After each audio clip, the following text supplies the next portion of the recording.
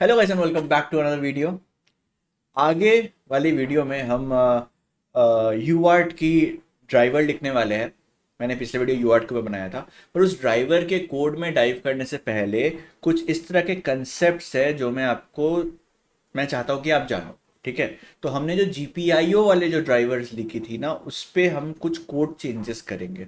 Code changes कुछ नहीं करेंगे, कोड कुछ चेंज नहीं होगा, लिखने का तरीका थोड़ा चेंज होगा कि वो थोड़ा और प्रोफेशनल लगे।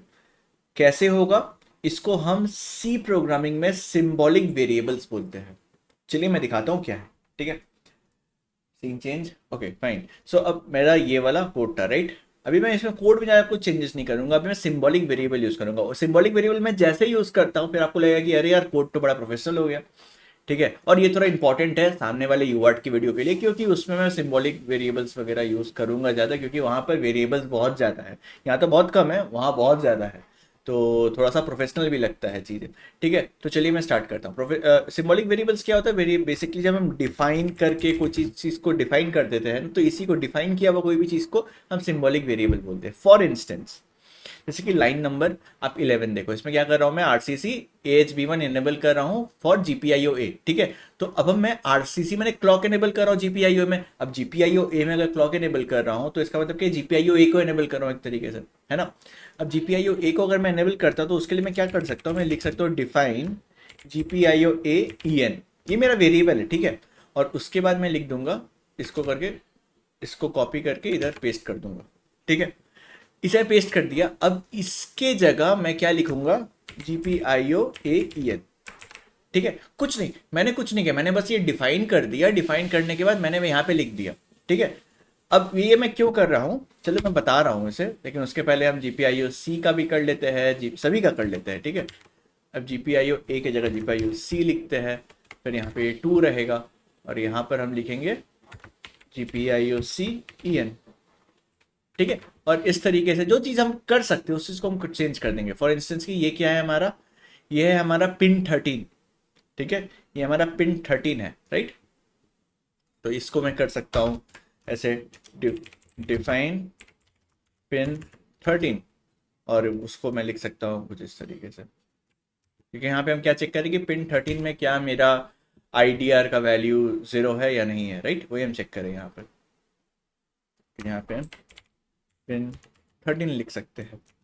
वैसे ही हम लोग यहाँ पर ये जो हमारी ये 5 है ना, इसमें हम क्या करें? यहाँ पर हम ऑन कर रहे हैं एलईडी को और यहाँ पर हम ऑफ कर रहे हैं एलईडी को। तो हम यहाँ पे हम ये लिख सकते हैं define, sorry, define LED pin on. और वहाँ पे मैं लिख सकता हूँ, या सेट भी लिख सकते हैं, सेट लिख सकते हैं, सेट ज़्यादा बढ़िया है, सेट। और ये एलईडी पिन है, क्यों लिखे? एलईडी पिन मैंने लिखा है क्योंकि हम इस एलईडी पिन को यूज़ करें। आपके प्रोग्राम के हिसाब से वो एलईडी पिन का ये वैल्यू कुछ और भी हो सकता है।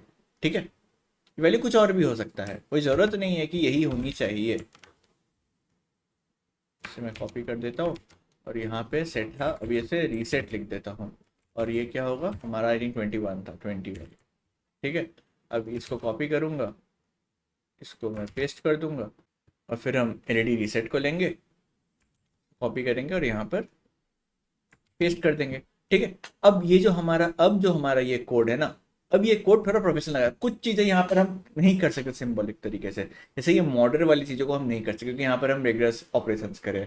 ठीक है, लेकिन बाकी जो सिंपल चीज़ें उन्हें हम रिप्लेस कर सकते हैं। हम इन्हें भी कर सकते हैं, ऐसा नहीं है कि इन्हें हम नहीं कर सकते, बट जरूरी नहीं है।